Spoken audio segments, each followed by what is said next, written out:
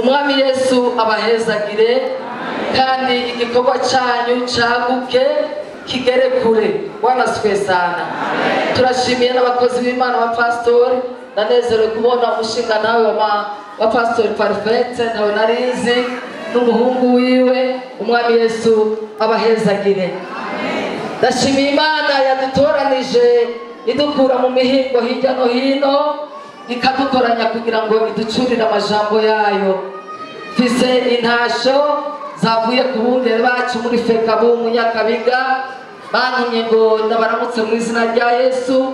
Abajenama hamwe n'abakenyezi bose barabaramukije mu izina rya Yesu. Amena. Ego jewe sigaye nitwa umugenzi w'abagenzi kubera ishengero ry'abagenzi ndamaze kurijamwo mu maprovinsi atari make. Urabona ko turi n'amaprovinsi angahe ari hano. Namaze kujya no mu Rugombo, mu Kamenge ni wacu, no muri Rohero ni muhira. Jina la Bwana libarikiwe. Ndashima Imana rero kuko je ndashimira abantu bantumira kugira ngo dusangire. Naravuze ngo imyaka isigaje ku isi nta bindi bikorwa ngikora, nkorera Imana mu gusenga, mu gusoma ijambo ry'Imana no kurivuga, hama ngaca ndeza ko ikintu cyitwa siporo. Bwana sifiwe sana. Hari munsi ya wa mutama azoshaka ko ndenguka, zoca ndenguka atadena mfitiye nanje atajya ndamufitiye. Amena. Amen. Haleluya. Amen. Ndashima Imana rero ku munsi wa mace ya nyuma. Uno munsi tugeze ku gitego cya nyuma tugiye kuvugana ko abatanzi nitwa Nijimbere Sabina, umumama w'imyaka 63, nagiriwe amahirwe kubyara abana 4, ngeze mu buzukuru 11. Imana yaranteye iteka impamagara nkiri muto, nari umugore agira kabiri. Bibiliya ivuga ngo muzomenya ukuri kubabohore.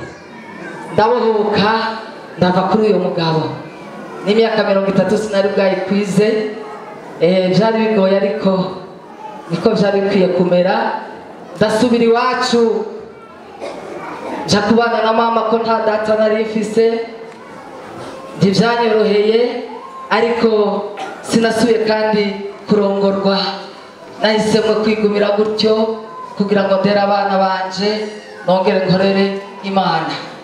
Kandi nimushake mu ndaba batari bwambone no kuri ubu myaka 63 ndacari tera ngarisaba kandi ndi mwiza sinobura umutama dukwegana.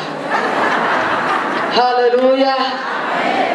Kandi narose abandesha 19 kugera ku myaka 57 bari bakindesha, ariko nahisemwe kwigumira gutyo.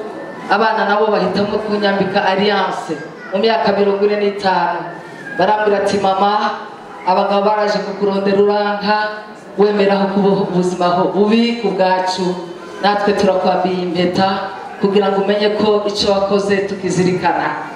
Nanjye janavuga ndi kuvuga munsi ntiyabe yakiba umugabo, yaba umupfakazi, yaba utararongora andondera, kuko nambaye inkovu ya Kristo kugira ngo mvuge ubutumwa bwiza bwawe.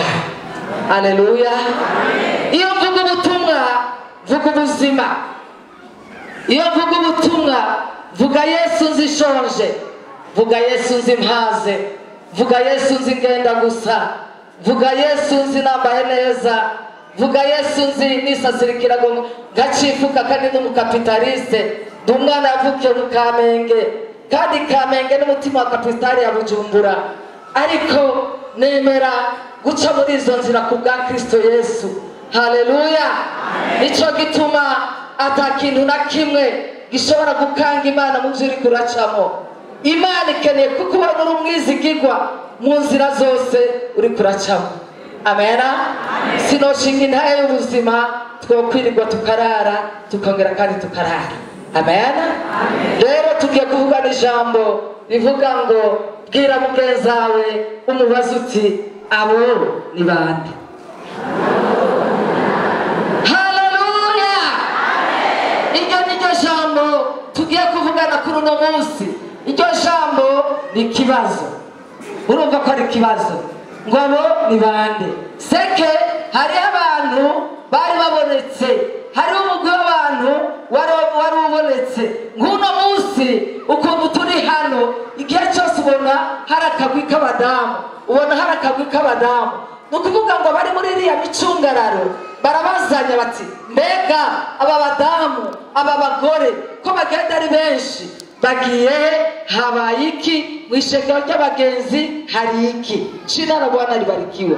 Iryo ni ryo jambo tugiye kuvugana riboneka mu byahishuriwe Yohana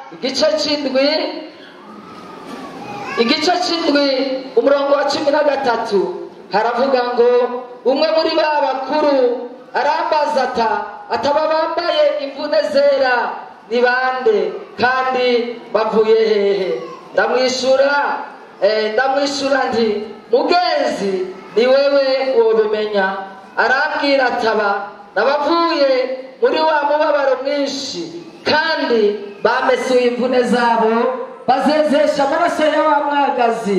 Nico gituma baba imbere y'intebe y'Imana bakayikorera mu rusengero rwayo ku murango no mw'ijoro, kandi vyagiye kuri ya ntebe izosaza ihema ryayo hejuru yabo.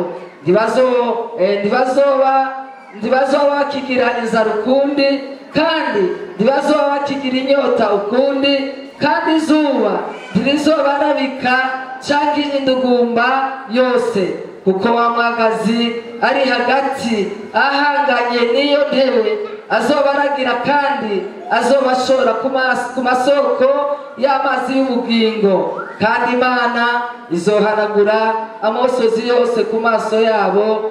Amena.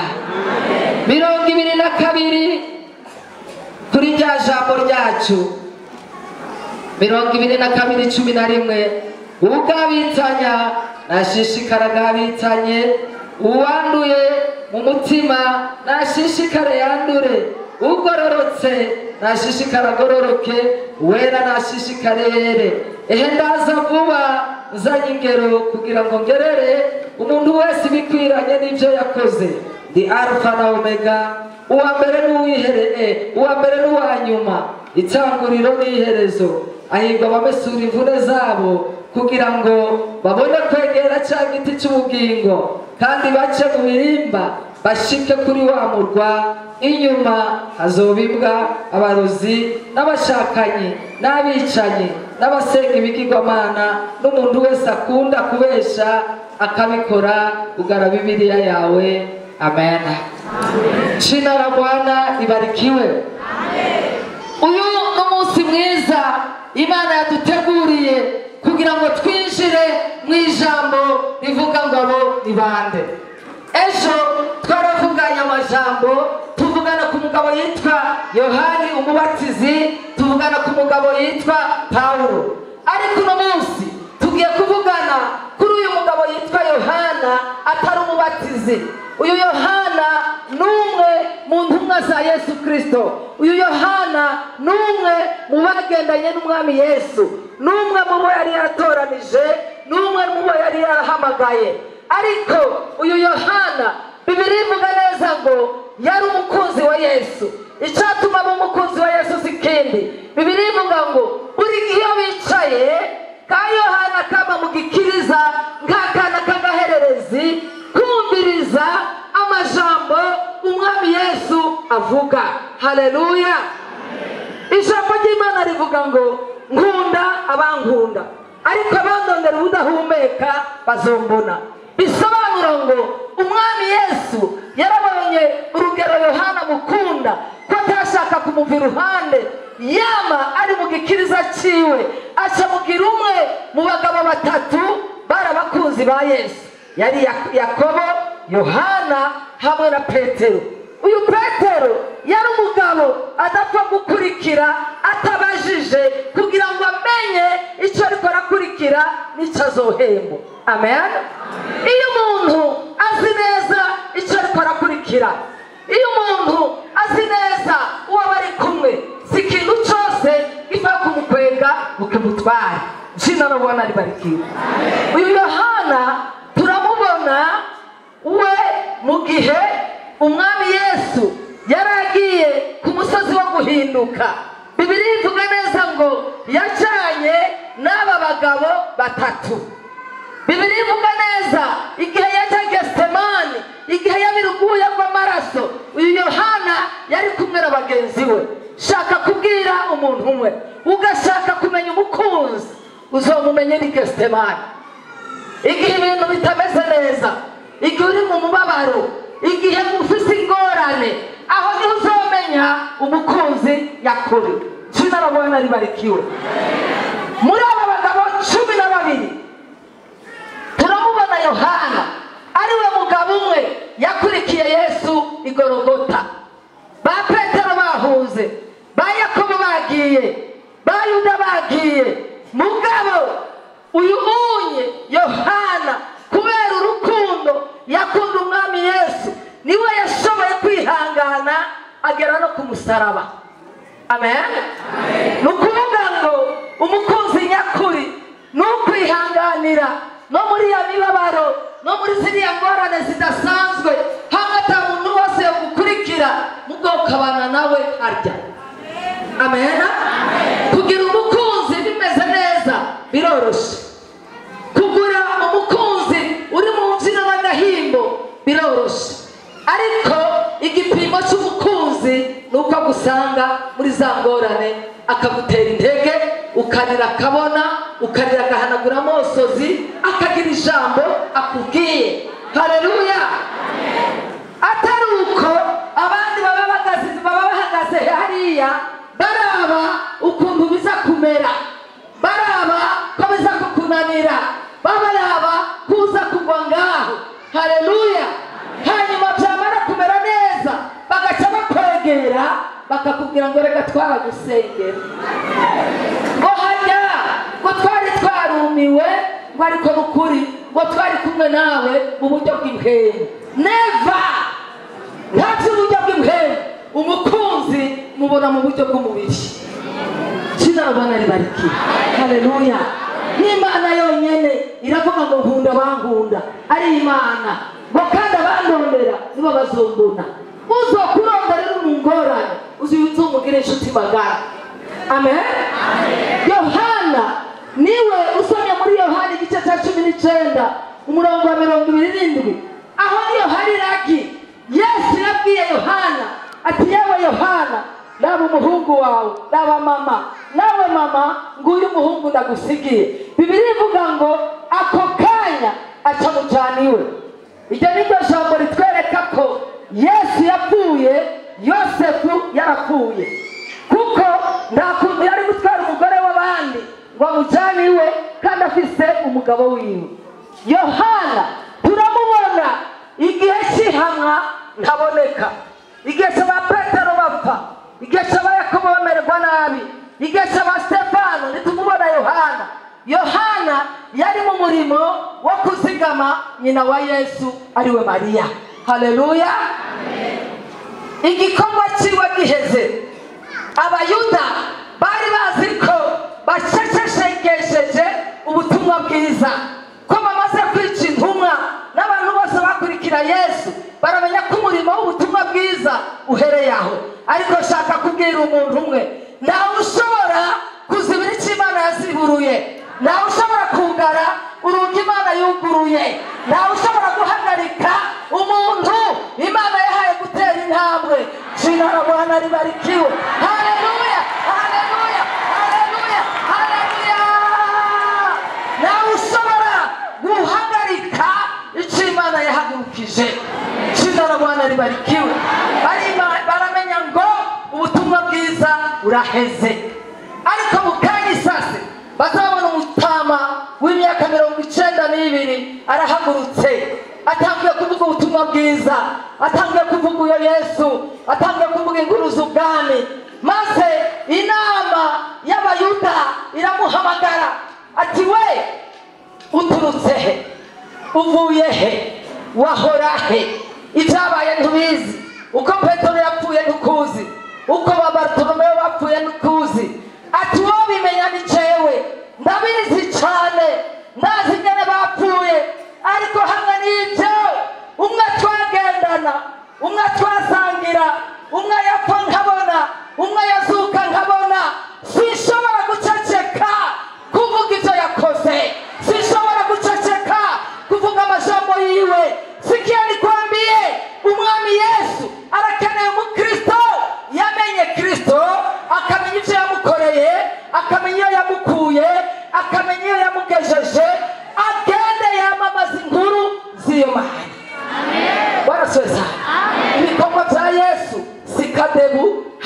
tubaye ibikorwa bya Yesu. Yesu yatubwiye ati nimugende muvuge mu mahanga yose. Turafise icyo tuvuga, turafise ijambo yaduhaye, turafise ibikorwa yadukoreye. Rero kubiceceka ni kimwe mu byaha. Bwana Yesu, amen. Naho utohagarara na mikrofone ugora afise igishinga nta, uraza aho yagukuye mu kaborerwe, uraza aho yagukuye mu busambanyi, uraza ukuntu yaguhinduriye bihe, ugende ushinga intara. Yohana aranga ateka sinceceka. Uyo mugabo twaragendanye, uyo mugabo ndamuzi, uyo mugabo yarazutse mbona, uyo mugabo yasubiye mu ijuru mbona. Bati akagatama gashobora kuba katagira ubwenge canke kiyumvira ko twebwe turiko turafyina. Baratora ingunguru y'amavuta barayiteka bamutereramwo, umve bamutereyemwo bari bazi ko bamwishe. Kandi nivyo abagore turateka turazi amavuta gutarukiyeko nka twebwe abanyabujumbura. Iyo uriko urakaranga umukeke ugaturika ukavamwo icisho riraguturira mpaka ukumva n'umutima urashikiriwe. Haleluya.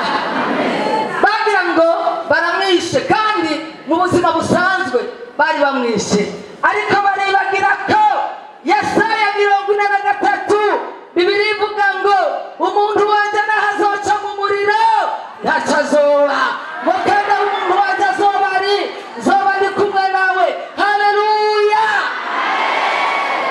Nico gituma tudashaka abakristo b'imbundege, ntidushaka abakristo batinya, turashaka abakristo bari muri Kristo Yesu mu gutambuka badegaja. Bibiliya ivuga ngo uri muri twebwe arengeye uri mu bisi. Icyo rero kubimenya nibwo buzima. Amen. Turarushe n'abakristo bumva akayabu kariko karavuga mu ijoro, kariko kararira ngo ngwenya ngo sinaryamye, ngo rwakoraniye munsi y'idirisha, ngo kamwe gatera bakandi kitabira, ngo kandi bakarira ngo ubuyoya.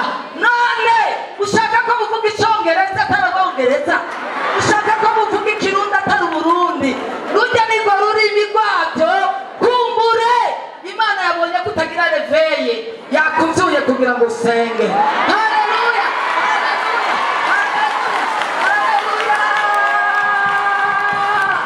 Haleluya. Bibiliya ivuga ngo iyituzigama ntihunyiza, iyituzigama iko mu rugohe. Kama uko ndani ya Yesu simama ujipange sawa sawa. Haleluya. Kuko Bibiliya ivuga ngo naho muzoca mu muriro ntimuzoca. Yohana nguye mu ngunguru y'amavuta basanga ariko arahimbaza bati Imana ni nziza, nari nakubonye muri uru ruhande none urahindukiye mu rundi, kuko iyo twizeye ntimenyerwa. Witegereje hariya hariya ni multi system niko abafaransa bayise. Jina la Bwana libarikiwe. Yohana basanga ariko ahimbaza Imana yo mu ijuru, bamukurayo bati yewe none umugabo adahiye. Icyo gituma umupagani n'umupagani gusa. Umupagani ntaza gutera ubwoba n'ubwenge bwagiwe n'ubw'igipagani.